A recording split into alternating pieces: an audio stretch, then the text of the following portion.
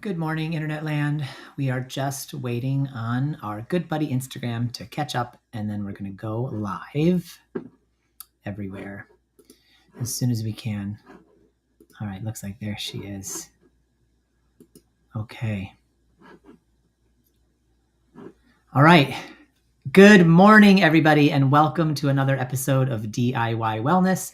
I'm your host, Brian Hogan, a life coach, filmmaker, and clinical therapist. And this is a show where we explore strategies to improve your quality of life and well-being. Just take what resonates and toss the rest. And today we are going to be talking about Houses of Dynamite. This was inspired by a Netflix movie that's out right now that I watched last week, and it got me thinking about how not only is the world that we live in a house of dynamite, as the movie very thoroughly and succinctly demonstrates, but it oftentimes we're living in houses of dynamite too, inside ourselves, in our communities, in our families. And so if you've ever felt like one wrong word could set you off, could set everything off at home, at work, or inside your own head, then this episode is for you. Today, we're going to talk about the houses of dynamite, why we live in them, how we built them, and specifically how self-kindness becomes the art of disarming the fuse. So if you haven't seen it already, major spoilers ahead for the Netflix movie House of Dynamite. This is your one and only spoiler alert warning. So the movie House of Dynamite basically it's Catherine Bigelow. She's a great director. And it's these like four 25-minute vignettes that take place all at the same time. So it's four different perspectives on the same event. And the event is that a nuclear missile has been launched at Chicago, and the satellites were down, and so they can't see who sent it, so they don't know who to retaliate against. And their efforts to stop the missile from landing kind of like were thwarted. And so it becomes this sort of foregone conclusion that Chicago is going to go up in flames at some point in the movie. That doesn't happen. The movie ends and you kind of are left to decide what's what. But this is what they're up against. So they're up against this missile coming towards Chicago. They don't know from who. And all of the other countries are now readying their weapons because America has started readying its weapons. This is what they meant by a house of dynamite. So because America's got a missile coming at it, it's feeling attacked. So it readies its weapons to attack back to whoever sent the missile. But because it doesn't know who sent the missile, it's maybe willing to attack all of its enemies. This is the theory on the table in like high echelon military things right now. It's a mutually assured destruction thing. And so what they're saying is, if this missile hits and we haven't retaliated, then we're in way less good of a place to retaliate from because our city has already been decimated. And so the whole struggle of the movie is like, do I overreact? To put it simply, do I retaliate against my unknown enemies, myriad enemies, for maybe having sent me this missile because I'm not sure how to retaliate or how to let the steam off or how to get the dynamite out, how to get the anger out, how to get the justice wanted. But if we don't know who the perpetrator is or we don't know where it's coming from, then we have this stance of like, well, we might as well just like give it to everybody, bomb everybody, which of course there is a lot of that happening on the planet right now. But this movie was about nuclear winter and the stance that governments have of overreacting and being willing to overreact if they don't know from whom the attack has originated. That made me realize that the same thing is true in our lives. Like, you've seen, like, if you're a parent, maybe you have bandwidth compromised sometimes and you'll snap at your kids, or coworkers that erupt in an explosion over nothing, or a boss that does that. There's this endless outrage online, some of it justified, some of it not. But the fact of its justification isn't the point here. The point here is we individually are living inside a global house of dynamite, community houses of dynamite, family houses of dynamite, and then sometimes even inside our own soul, we feel like at the drop of a hat, at the last next little thing to go wrong, and boom, we're going to explode. There is you've probably heard this quote before. It was inscribed on the tomb of Hermes Trismegistus. And the quote is, "As above, so below, as within, so without." And what Hermes was trying to get at with that is that the things that happen in our external world are an outworking of the things happening in our internal worlds. And so we live in this reality that's kind of a fractal, right? Where what's happening inside you is happening inside your family, is happening inside your community, is happening inside the world. You get a sense of this sometimes when you go to work and you're in a really good mood, and despite all of the whatever's going on around you, it just seems like everybody else is in a good mood too. Or the people that aren't in a good mood, it's bothering you less. That's the fractal nature of reality, because what you're putting out there from your mood emanates through your brain, through your reticular activating system, through your perceptions, and you see the world in your specific and individual way, as within, so without. And so we're seeing around us a global house of dynamite, which means internally there are many, many, many, many individual houses of dynamite roaming around on the planet. Sometimes I'm one of them. Sometimes you're one of them, maybe all the time. And so what we want to do is we want to figure out a way out of this. We have gotten this way because of our left brain force-oriented culture. We're trained to value control over connection. We're trained to value production over presence. It's really not any wonder that we live in pressure cooker lives. We think we're building safety, but really what we're doing is we're stacking dynamite by not allowing ourselves to feel what we feel, and then by having the inner critic come online and be like really nasty about any and all of our shortcomings. So the way to build a peaceful world, the only way, is for it to be built by peaceful hearts. So the first and primary step is creating your own peace within, your own peaceful heart. We can't have hearts filled with outrage, hearts that are houses of dynamite, hearts that are filled with I'm right, you're wrong, whatever it is, this polarized feeling of that we're a tinderbox, right? That place can't affect peaceful change. The only thing that can affect peaceful change is peace. We live in a fractal, so things ripple outward. If you want to see a world of peace, the peace must start here.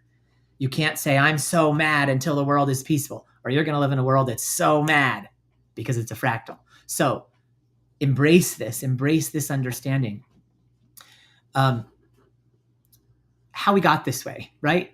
Most of us inherited this from families that equated silence with peace, and so they would shove things under the rug, or schools that rewarded suppression over honesty. Like, you don't call out the teacher for explaining something in a way that doesn't make sense, or you're going to get docked, even if it didn't make sense. I'm a professor and I'm studying in a PhD program right now. And that is still true in the adult academic world, that if you are honest about something, you can get docked, points can get taken off. People are so precious with their ego. Those are professors living in a house of dynamite. So that one little tiny critique from a student and their whole house of cards goes crumbling down. So this is a natural phenomenon to be sort of distracted by our inherited houses of dynamite. The thing is, we're taught this. We're taught to feed on tension. We're taught to have a cultural diet made of conflict and comparison. That's where the whole keeping up with the Joneses thing comes from. It's this idea that we can't be at peace if our world isn't as good as some other world. This as good as, or as rich as, or as good looking as, those are recipes for despair. Compare and despair, as they say, but we're taught to compare. So don't now get down on yourself. Or, oh gosh, I'm so bad for comparing. No, you were taught it. We were all taught it. We all do it. It's no big deal, except that it causes you suffering. It's no big deal morally. You're not bad for comparing yourself to others. However, you do suffer more for comparing yourself to others. So it's something that it's worth working through, not in a critical way, in a self-kind and self-loving way. So we all carry some of this wiring. It's not our fault, like I was just saying, but it is our responsibility. And that's the difference here. We have this idea in our minds, in our culture, about what it means, what responsibility means, as if being responsible for something means you're also to blame for that something. So yes, okay, you're a house of dynamite. You easily explode. You easily erupt, whether that's in anger or grief or sadness or depression. It just easily comes out of you at the drop of a hat, unbeknownst to you. Okay, you're a house of dynamite. But that's not your fault. Not at all. It's what I just said. It was ingrained in us by culture, by parental figures, by school figures, by media, by entertainment, by everything at large in our culture that teaches us to overreact, to take things personally, to try to have it be our way or the highway. We're taught this, right? So you aren't to blame. However, you are now responsible, because responsibility doesn't mean what we think it means. It doesn't mean the person who's at fault. The person who's at fault is not the person who is responsible. The person who is responsible, just let that sink in for a minute. The person who is at fault is not the person who is responsible. Not necessarily. They might be. Because the person who is responsible is the person now in the present moment who has the ability to respond. Response ability means who has the ability in this moment to respond effectively to whatever is happening in this moment. So as an example, to bring this home to you, if you open your door one morning and you find like a baby in swaddling clothes in a little crib or something, and it's left there with a note that says, "Your problem now," right? Okay, so that's a big deal. There's now a baby on your front stoop that needs to be taken care of. And let's also say that it's winter and storming, so you have to do something right away, right? So are you to blame for this baby ending up on your stoop? Of course not. How did you didn't put it there. Is it your fault the baby ended up there? Of course not. But now you're standing over a baby in the winter, in a storm, all alone on your front porch with a note on it that says, "Your problem now." So are you responsible? You bet your ass you are. You're not necessarily responsible for raising the child. That's not what I'm saying. But in that moment, you're the one with the ability to respond to what that child needs. Because what that child needs in the moment is just to be brought inside, just to be taken out of the cold and snow. And then you can get on the phone and try to find out whose baby it is or get the courts involved or whatever you need to do. Because all of that is now your responsibility, because you're the one who has the ability to respond to it. It's not your fault. You're not to blame, but you're responsible. The same is true of our internal healing, of the way that we have arrived into our adulthood with all kinds of trauma and damage, and the way we want to continue into our longer adulthood healing and whole. So it's not your fault that you got to adulthood broken. It is your responsibility to continue in adulthood and heal, because you're the only one that has the ability to respond to your own wounding. Okay. So how do we stop living in this house of dynamite without blowing the place up, right? How do we do it? Okay, well, self-kindness is the thing. Self-kindness is the disarming act. So step one in this self-kindness thing is to become aware of the inner story. Notice the thoughts you're having that tighten the fuse. She shouldn't have done that. He, how dare he? Whatever it is. Like, even if it's about society, like Netanyahu shouldn't be doing that. Trump shouldn't be doing that. These things are true, and they cause the fuse. They cause the tightening. So we're not saying to doubt necessarily, to throw away things that you believe are true. I'm just saying notice the story that's there, whether it's true or false. Notice it. And then, because you become aware, sometimes we're all pent up and we're like, "Oh God, I'm just in a bad mood today." And we're not really sure why the state of the world. Oh yeah, somebody hurt my feelings. But actually, if we tune in, we can become very, very aware of the story that we're telling ourselves that is causing us to have the bad day. And even if the story is true, noticing and becoming aware of the story puts this tiny little space. Here's the story. Here's me. If I don't notice it, we're like this. As soon as I notice the story, now the story's over here and I'm noticing it. So there's just this tiny little bit of space between you and your story, you and your thoughts. Step two, as counterintuitive as this might be, what you want to do now is offer internal kindness toward the parts that are holding the stories. So, for example, you might be like really, really angry at somebody in your life for something that they did wrong. And the story that you have about that, even if it's a true story, is, "Wow, they should not have done that to me. How dare they? I can't believe them. I'm never going to forgive them. How am I supposed to move forward with this?" Right? Okay. So now you become aware of that and you go, "Oh, wow, part of me is really holding on to that story." And that makes sense. And so instead of saying, "I want to let this go, God," or "Screw them, I hate that," like, instead of staying blended with the story, Now the story's out here a little bit, and you can say, wow, I really see you. Part that's angry, part that feels wounded, the part of me that's really justifiably hurt by what happened. I see you. And I get why you feel this way. It makes sense to me. So you offer that understanding to yourself. Sometimes putting your hands on your heart can actually help. I tend to do this naturally now. It's something that was discovered by the Heart Math Institute as a way of bringing your brain waves and your heart waves into actual literal synchrony, into coherence. Just by putting your hands on your heart, you help to make this happen. And so when you notice that there are parts of you, that need comfort, you can put your hands on your heart and you just start to go there. Go to the part that's upsetting. Oh, I can see there's even maybe you're mad that a part of you can't get over something that you think you should be over. So you can even tune into the part that's still upset about it and say, I can see you're still upset. And I know that I want you to be over it. I know that you know that. But for now, we're just going to let all that go. And I'm just going to be with you. Part of me that isn't over it. I see that you're not over it. And it's hard for you. And I get that. And you just you layer on internal kindness. It's like if you had a friend come over, excuse me, and they start telling you what's going on in their lives. If you try to do what we normally do to ourselves, which is to suppress and talk ourselves out of it, our friend is going to get annoyed and maybe leave, right? They say like, I just, my boyfriend's been like really, getting on my case about X, Y, Z. And if we went, well, you shouldn't be letting that bother you so much. You're always letting that bother you. Our friends are going to be like, fuck you, goodbye. But if instead we said, yeah, it makes sense why you feel that way. I really get it. I really do. That sucks. That is hard. Our friend softens. And then even though we don't have the answer for them, I'm going to have a talking to with your boyfriend and this will never happen to you again. We don't have the solution, but we're being with our friend.